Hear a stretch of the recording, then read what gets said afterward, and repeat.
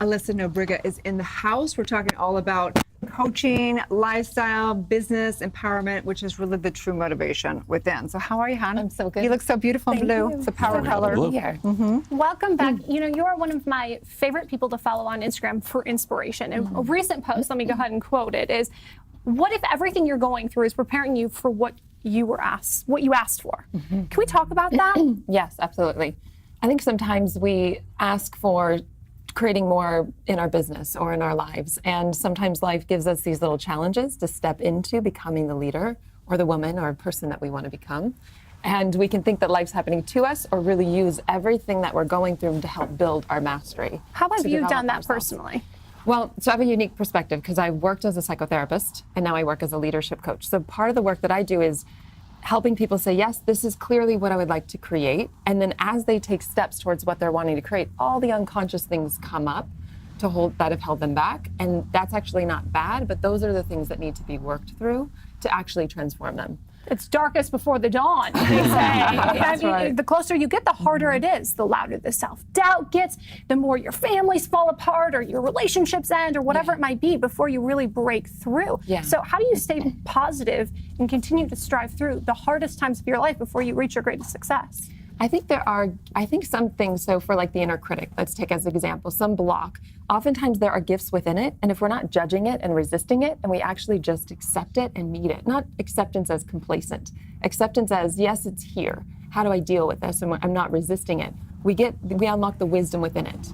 So for example, criticism, whether it's external or internal, is essentially, there's a desire within the criticism. Now criticism doesn't feel good, but the value, there's a desire inside of it. So can I extract the value of what it really wants from me and let go of the method, which is criticizing myself or others to get to what I want. Right. So question for you, because obviously, you know, we're in the same field. We've mentioned through so many amazing women, and I'm just curious because obviously you're so talented and you do really well what you do. But I'm curious, what sets you apart from other people's work? Because one of the things we see is it's all just the same work. It's just like there's different modalities around the same thing. But what sets you apart? There's a few different things. I mean, I know you and I are very similar in the sense that we have a spiritual foundation of the work that we do, which I feel like is really important. So important. And really working as a psychotherapist, using and helping empower my clients, not to just strategize and get to what their goals are, but how do I feel more equipped with life? How do I deal with the different things that come up along the way? So really empowering them with tools to work with mindset, emotional mastery, and strategic work. Because there are certain events or people that do strategy and it's all goal line, and then some people just do soul line work. It's all inner work. And yes, it's both. You know what I love about it is that I love actually goal setting while we're doing spiritual work. Because if we're developing our consciousness, then we can measure our consciousness by the goals. And that's why I think it's fun. I used to battle with, like, should I be doing more business? Should I be doing more spiritual? And I was like, it's the same thing. Yeah. A real form, a healing and a transformation is a change of behavior. So it's not just talking about it and meditating alone in a cave. It's like, how does this live in a very practical, everyday life? Totally. Yeah. So I know you shared a beautiful sort of start to your journey on the last time you were here on Good Morning LaLa Land. And I'd love you just to share a little bit about that. You know, what inspired you to do the work you do now? And what is it about the work you do now that you love the most? I'm going to start with the last thing. I just love people. I love supporting people. It's my greatest joy. And I was one of those rare cases that just knew what I wanted to do when I was 12. And they didn't have coaching back in the day. Obviously, I didn't know about it. And so I just said I wanted to become a therapist, but I wanted to do holistic work. So I feel like really just staying true to what that is. It's been evolving in terms of, I never actually thought that these two things wouldn't go together. Wanting to be a healer, live in the woods, wanting to do marketing and live and have stilettos and, you know, be in the very modern day world. I know. It's no joke. And it's like just staying true to that without trying to figure it out. Life has showed me, how do you really support people in feeling their truth and really be empowered as a woman or as a man and as a professional, and say yes to both of these, living a very modern spiritual life. Yeah. So good I just love that. Yeah, absolutely. It's like a whole genre, and I'm like, I love entrepreneur women. It's my favorite, like just hanging out with women that are just badasses and whatever. So tell us, because we love, and I don't remember last time, one of our things that we love on here is to find people's, like, their darkest moment. Like what was it that was the darkest moment where you had to, like, surrender to Was Yeah. it before 12? Because you knew what you wanted. I knew what I wanted to do. I would say looking for my identity outside of myself at a younger age, of just trying on different identities, was really disorienting and hard. My family was going through a hard time. I didn't know who I was. Feeling rejected by the in-group, that kind of stuff was it was a beautiful blessing of like, who am I really? Totally. Not trying to find my identity as a rapper, a skater, a cheerleader, whatever the thing was. Who am I really? And I started questioning everything. So I know a lot of people, even in their adulthood, are still struggling with finding that identity, Yes, right? yes. And they can be in one group and show up as one person. Yes. They go to work and they show up as another Yes. person. And they will people please themselves Yes. into not even knowing their own existence or their own truth. Yes. How do we as adults navigate a situation like that? I'm a big fan of inquiry, really questioning my beliefs and identities. And so one very simple thing is that they can say, I am a woman, I am this age, I am this role, because there's behavior and then there's who we are. So who we are hasn't changed. There's thoughts that change, emotions that change, behaviors, bodies change, but there's been something consistent in our life, this ground of well-being that's always been here. And the more connected we are to that awareness that is present, that is loving, throughout those changes, the more happy we are. Ironically, there's a happiness at the heart of life. And when we're not caught up in comparison, and these things aren't bad, and I loved what you guys were talking about earlier.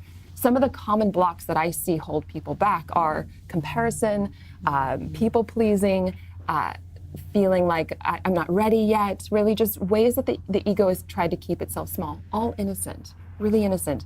But when we question those things and we start to wake up out of these identities, we feel a radiance underneath all of it, which is, it's always been here if we're really honest, if we really get present in love. See, that is the highest teaching for me. The highest teaching. The only teaching higher than that is simply being that. Yes. Right? Yes, living. Yeah. So what tools and tips would you recommend for people who are maybe just starting out on this journey, or maybe they're a little bit more evolved, Yeah. and they're wanting to just be that, Yeah. and they're wanting to drop the comparison, they're wanting to drop some of the other unproductive or non-productive I'm thoughts? still a fan of inquiry, really questioning identity, questioning limiting beliefs.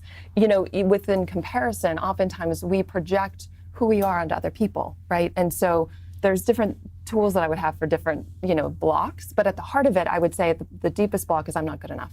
Totally. And we've all felt that. We've all hit that. And it never feels good to be good enough or not good enough. They're both identities. And yet who we are sees both of them. And when we slow down to take presence into a story or a limitation, then we start to wake up beyond, I think I'm good and I think I'm bad. Well, what's looking at, I think that I'm good, I think that I'm bad? Something is outside of that duality, that dynamic. There's awareness that sees it. And ironically, there's different tools. Yeah, and that's Eckhart part- Tolle talks a lot about that moment when he was suicidal and just went, who's the person that's looking at this whole thing, that Yeah. witnesser? And That's it's so right. important. And, we can only teach it so much. Someone's got to do their work. They've got to Yes. go and be in that relationship. Yeah, and the bad things, those things that we've identified or contracted or hurt us, are actually wake-up calls. Totally. They're gifts if we use them and we have the right tools to do it. So I just love your work, absolutely so much, Alyssa, and it's one we just had to have you back on. I know you have an event coming up where you do. sort of Yeah. explore all of this. Yeah. At with your people. house, and At my I'm moving in, by the I way. love it. Can you tell us a little bit about the event? Yeah, so this is 100 soul-centered professional women, and we are I'm getting these women together who are incredible to really tune into their soul and their heart. What is the vision that they want to create in 2019? And I've noticed as soon as you get clear on the vision, you start taking steps towards it, all of those unconscious things come up. So of course, we're going to work with blocks, really getting out of their own way so that they can feel aligned and then create a strategic plan to make it happen and be in a community of other women who celebrate them, who see them, shifting the paradigm around some of the wounds that women have connected, in our society. And so it'll be an inspirational manifestation. You must have a pretty big house to have 100 women. It's gorgeous. Did you check out our IG? I'm You gotta check out our impressed. IG. We just moved in, and it was really with the intention of bringing people into an inspired space and into my heart, and just share the Congratulations. tools. Congratulations. Thank you. So how can they find you? How can they get involved? They can go to alyssanobriga.com. There's an event. It's called Success in Soul Live, and there's still some tickets left. Super cool. What are the dates? January 26th and 27th. Cool. Yeah. Amazing. I'm so excited. Yay! Thank you so much. Thank Stay you. tuned. We'll be right back.